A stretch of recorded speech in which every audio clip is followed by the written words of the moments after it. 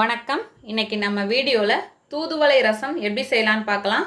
அதுக்காக நான் ஒரு கைப்பிடி அளவு தூதுவளை எடுத்திருக்கேன். இது போல் நல்லா வாஷ் பண்ணிட்டு எடுத்து வச்சுருக்கேன். அதோட தண்டை எடுத்துட்டேன், இலை மட்டும் எடுத்து வச்சுருக்கேன். 2 தக்காளி இது போல் கட் பண்ணி எடுத்து வச்சுருக்கேன். ஒரு சின்ன துண்டு புளி, ஒரு நெல்லிக்காய் சைஸ் எடுத்து வச்சுருக்கேன். அதை தண்ணியில் ஊற வச்சு வச்சுருக்கேன். 10 போல் பூண்டு பல், 1 டீஸ்பூன் சீரகம், 1 டீஸ்பூன் மிளகு, கொஞ்சமாக கொத்தமல்லி தழை, தாளிப்புக்கு கடுகு, 2 வரமிளகாய், கொஞ்சமாக கருவேப்பிலை, உப்பு தேவையான அளவு, எண்ணெய் தேவையான அளவு, கடைசியாக கொஞ்சமாக பெருங்காயத்தூள். அவ்வளோதான். இப்போ எப்படி செய்யலான்னு பார்க்கலாம். இப்போ புளி எடுத்துட்டு அதை கரைச்சி அந்த ஜூஸ் மட்டும் எடுத்து வச்சுக்கலாம். இப்போ எடுத்தாச்சு.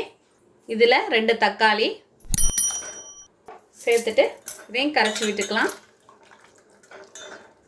இப்போ இதில் 1 கிளாஸ் தண்ணி சேர்க்குறேன். இதோட ரசத்துக்கு தேவையான அளவு உப்பு, இதில் மஞ்சத்தூள் சேர்த்துக்கிறேன். இது நான் இன்க்ரீடியன்ஸில் சொல்லலை, நீங்கள் சேர்த்துக்கோங்க. நான் 1 டீஸ்பூன் அளவுக்கு சேர்த்துக்கிறேன். இதோட பெருங்காயத்தூள். இப்போ இது அப்படியே இருக்கட்டும். ஒரு மிக்ஸி ஜார் எடுத்திருக்கேன். இதில் நம்ம தூதுவளை இலையை சேர்த்துடலாம். இதோட மிளகு, சீரகம், கொத்தமல்லி தழை, பூண்டு நான் தோலோடு தான் எடுத்திருக்கேன். இப்போ இது எல்லாத்தையும் சேர்த்து அரைச்சி எடுத்துகிட்டு வந்துடலாம். தண்ணி விடாமல் பேஸ்ட்டாக அரைக்காமல் குறைப்பாக அரைச்சி எடுத்துகிட்டு வந்துடலாம். இப்போது இது போல் அரைச்சி எடுத்துகிட்டு வந்தாச்சு. இப்போ ஒரு கடாய் எடுத்திருக்கேன். ஸ்டவ் ஆன் பண்ணிட்டேன். 1 டீஸ்பூன் எண்ணெய் சேர்த்துக்கிறேன். இப்போ எண்ணெய் சூடானதும் கடுகு வெடித்ததும் வரமிளகாய், இதோட கருவேப்பிலை.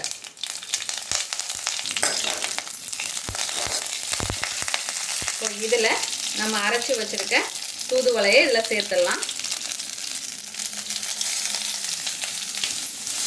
லைட்டாக அதை அப்படியே வதக்கிக்கலாம்.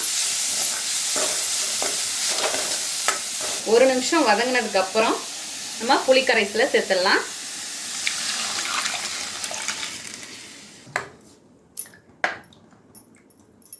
இது போல் லைட்டாக அந்த முட்டையாக வரணும்.